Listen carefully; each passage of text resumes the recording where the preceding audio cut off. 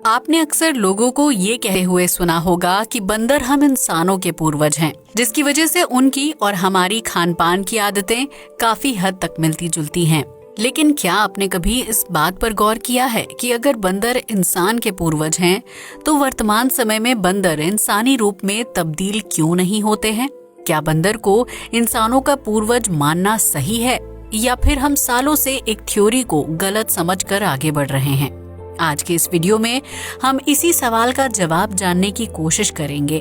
तो आइए शुरू करते हैं ये मजेदार सफर। इंसान के पूर्वजों का क्रमिक विकास। ये एक ऐसा सवाल है जिसका जवाब जानने के लिए आपको अतीत के पन्नों में पीछे जाना होगा। धरती पर जीवन की शुरुआत एक कोशिका वाले सूक्ष्म जीवों से हुई थी, जो बीते वक्त के साथ 2 कोशिका और फिर बहु कोशिका वाले सूक्ष्म जीवों में परिवर्तित हो गए थे। इन बैक्टीरिया रूपी सेल्स की मदद से धरती पर जीवन की शुरुआत हुई और अलग अलग प्रजाति के जलीय और स्थलीय जीव अस्तित्व में आए थे। इन जीवों में से एक थे होमिनिडी, जिन्हें इंसान, बंदर और चिंपैंजी का पूर्वज माना जाता है। वैज्ञानिकों का ये मानना है कि बंदर और चिंपैंजी कभी भी हम इंसानों के पूर्वज नहीं हुआ करते थे, बल्कि बंदर, चिंपैंजी और इंसान एक तरह से पूर्वज कजिन हैं। यानी हम सभी के पूर्वज होमिनिडी थे, और यही वजह है कि इंसान, चिंपैंजी और बंदरों का डीएनए काफी हद तक एक दूसरे से मिलता जुलता है। लेकिन इसका ये मतलब नहीं है कि चिंपैंजी या बंदर मूल रूप से हमारे पूर्वज हैं, क्योंकि हमारे असल पूर्वज होमिनिडी थे, जिन्हें बदलते माहौल की वजह से क्रमिक विकास की जरूरत महसूस हुई और लाखों साल बाद उन्होंने इंसान का रूप ले लिया। दरअसल किसी भी जीव का क्रमिक विकास तभी होता है जब उसके आसपास के माहौल में परिवर्तन होता है, और उस परिवर्तन की वजह से जीव को भोजन और आवास की कमी महसूस होने लगती है। धरती पर इंसानों का अस्तित्व भी क्रमिक विकास के चलते ही आया था, क्योंकि उससे पहले पृथ्वी पर वो तमाम चीजें थीं जिससे हमारे पूर्वजों का गुजारा हो रहा था। अगर इंसान के पूर्वजों के जन्म की बात करें तो उसकी शुरुआत 65 मिलियन साल पहले डायनासोर्स के अंत के बाद हुई थी। उस महाविनाश में धरती से 90% जीवन पूरी तरह से खत्म हो गया था, और सिर्फ जमीन के अंदर रहने वाले छोटे आकार के जीव ही जिंदा बचने में कामयाब हो पाए थे, जिनके शारीरिक ढांचे में बीते वक्त के साथ बदलाव आया और उनका आकार बड़ा होता चला गया था। पृथ्वी पर एक नई प्रजाति अस्तित्व में आई थी, जिन्हें प्राइमेट्स के नाम से जाना जाता है। प्राइमेट्स को ही स्तनधारी यानी मैमल्स जीवों की पहली पीढ़ी माना जाता है, जो शारीरिक आकार में बंदर के बराबर थे और उनकी लंबी पूंछ हुआ करती थी। ये प्राइमेट्स आमतौर पर पेड़ों पर रहना पसंद करते थे, जबकि खाने के रूप में फल और बीज खाते थे। समय बीतता चला गया और लाखों साल क्रमिक विकास के चलते प्राइमेट्स की पूंछ धीरे धीरे पूरी तरह से गायब हो गई, जबकि उनका शरीर पहले से ज्यादा लचीला और शक्तिशाली हो गया था। इसके साथ इन नए विकसित हुए जीवों के हाथ पैर भी लंबे और ताकतवर हो गए थे, जिन्हें द ग्रेट एप्स यानी पिएरोलेपिथिकस के नाम से जाना जाता है। द ग्रेट एप्स को मानव जीवन की शुरुआत की प्रथम कड़ी माना जाता है, जो खाने की तलाश में न सिर्फ लंबी यात्रा करते थे, बल्कि काफी बुद्धिमान भी हुआ करते थे। एप्स अफ्रीका महाद्वीप के पूर्वी हिस्से में रहते थे और अपना ज्यादातर वक्त पेड़ों में बिताते थे, क्योंकि उस दौरान पेड़ों पर फल और बीजों की संख्या काफी ज्यादा हुआ करती थी। लेकिन इसी बीच पृथ्वी के भीतर टेक्टोनिक प्लेट्स में हलचल होने की वजह से अफ्रीका के पूर्वी इलाके में एक नई पर्वत श्रृंखला का निर्माण हो चुका था, जिसे ईस्ट अफ्रीकन रिफ्ट वैली के नाम से जाना जाता है। इस पर्वत श्रृंखला का निर्माण होने की वजह से मौसमी चक्र में बड़ा बदलाव आ गया था, क्योंकि पानी से भरे हुए बादल ऊंचे पहाड़ों को पार करके दूसरी तरफ नहीं पहुंच पाते थे। मॉनसून की भारी कमी की वजह से पूर्वी अफ्रीका के जंगल धीरे धीरे खत्म होने लगे, जिसके परिणाम स्वरूप वहां रहने वाले जीव जंतुओं ने पलायन करना शुरू कर दिया। इन जीवों में एप्स बड़ी संख्या में थे जो पेड़ों पर ही रहते थे और वहीं से अपने खाने की जरूरत को पूरा करते थे। लेकिन जंगल और पेड़ों के खत्म हो जाने की वजह से एप्स के लिए खाने की भारी कमी होने लगी, जबकि आसपास का इलाका पूरी तरह से सूखे मैदान में तब्दील हो चुका था। एप्स ने खाने की तलाश में अलग अलग झुंड बनाकर मैदानी इलाकों में यात्रा करना शुरू कर दिया था, जिन्हें अर्डीपिथेकस रेमिडस के नाम से जाना जाता है। हालांकि अफ्रीका के सूखे जंगलों से बाहर निकले सभी एप्स नई अर्डीपिथेकस रेमिडस प्रजाति में तब्दील नहीं हुए थे, क्योंकि हर झुंड खाने की तलाश में अलग अलग दिशा में निकला था।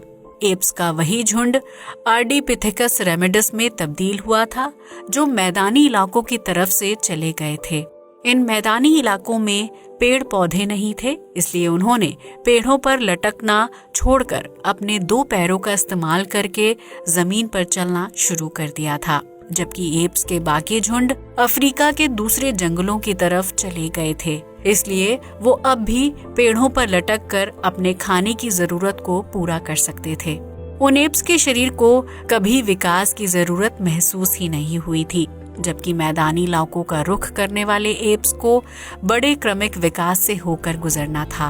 अर्डीपिथेकस रेमिडस का दिमाग विकसित होकर एक संतरे के बराबर हो गया था, जबकि उनका शारीरिक वजन 80 पाउंड के आसपास होता था। इस प्रजाति के जीवों को 2 पैरों में चलने की वजह से कम ऊर्जा खर्च करनी पड़ती थी, जिसका सीधा असर उनके दिमाग पर पड़ता था और वो तेजी के साथ विकसित होता चला गया।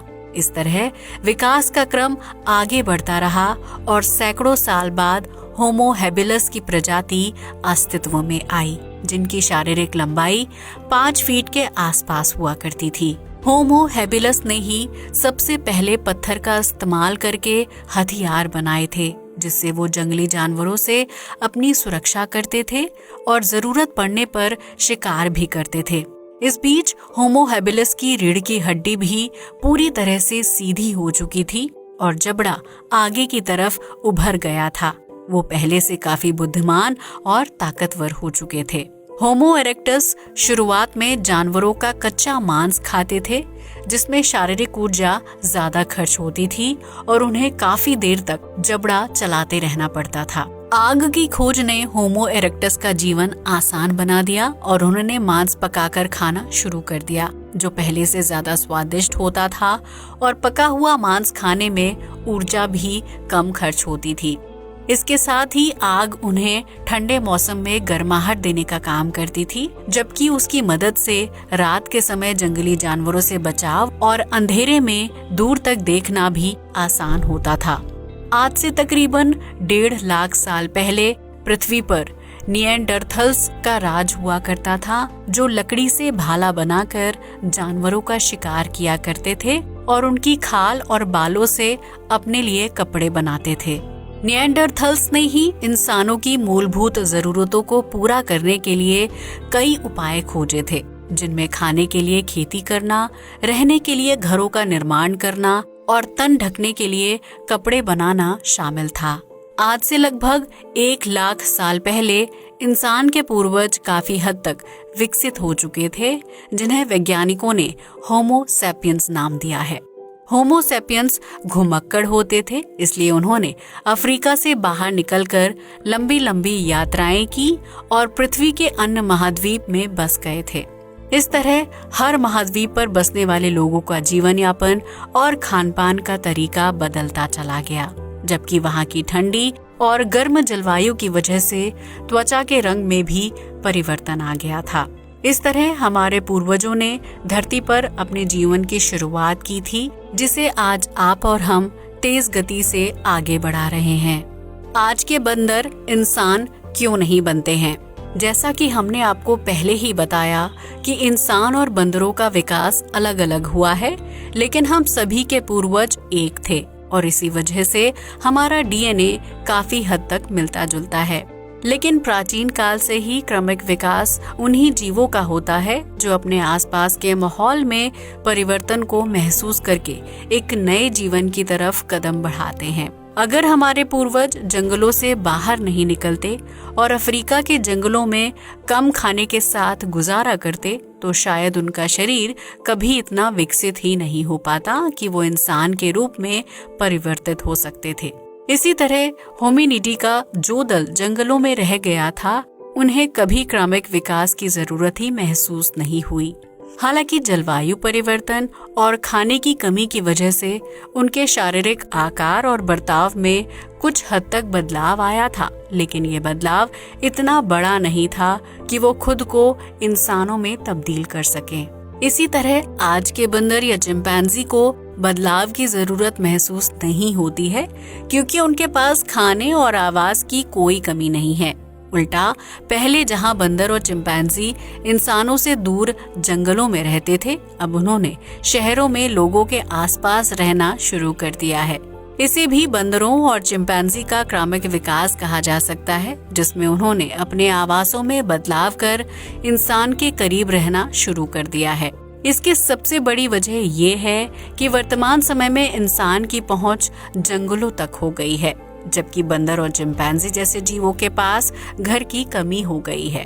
उन्होंने इंसानों से डरने के बजाय उनके साथ मिलजुल कर रहना शुरू कर दिया है, जिसकी वजह से उन्हें भरपेट खाना मिल जाता है और रहने के लिए छोटे मोटे आवास भी मिल जाते हैं। आज के बंदरों या चिंपैंजी को परिवर्तित होने की जरूरत ही महसूस नहीं होती है, जिसकी वजह से उनका शारीरिक ढांचा सालों से वैसा का वैसा ही है। लेकिन अगर भविष्य में कभी कोई प्राकृतिक आपदा आ जाती है या फिर जलवायु परिवर्तन होता है, तो शायद बंदर और चिंपैंजी को खाने और आवास की कमी की वजह से क्रमिक विकास की जरूरत महसूस हो। जब इन जीवों को खुद विकास की जरूरत महसूस होगी, तो ये अपने कंफर्ट जोन से बाहर निकलकर खाने और रहने की तलाश शुरू कर देंगे और इसकी वजह से उनके शारीरिक ढांचे में खुद ब खुद बदलाव होने लगेगा। यही क्रमिक विकास की थ्योरी है, जिसमें इंसान या जीव अपने आसपास के माहौल के हिसाब से परिवर्तित होता है और उसे इस परिवर्तन का अंदाजा भी नहीं होता है। हम इंसानों के शरीर में भी कई तरह के परिवर्तन हो रहे हैं, जिन्हें आप और हम महसूस नहीं कर पाते हैं, लेकिन ये साल दर साल अपना रूप बदलते जा रहे हैं। एक समय ऐसा भी आएगा जब इंसान के कान गायब हो जाएंगे और पैरों की उंगलियां विकसित ही नहीं होंगी, क्योंकि आज के समय में कान के बाहरी हिस्से का कोई काम नहीं रह गया है। ठीक इसी तरह पैरों की उंगलियां चलने फिरने में कोई अहम भूमिका नहीं निभाती हैं। इंसान या जीव के शरीर को जिस चीज की जरूरत नहीं होती है, क्रमिक विकास के चलते वो चीज साल दर साल धीमी गति से गायब होती चली जाती है। तो दोस्तों, अब तो आप समझ ही गए होंगे कि आज के बंदर इंसान क्यों नहीं बनते हैं और किस तरह धरती पर हम इंसानों का जीवन शुरू हुआ था। आज के लिए बस इतना ही। जय हिंद दोस्तों।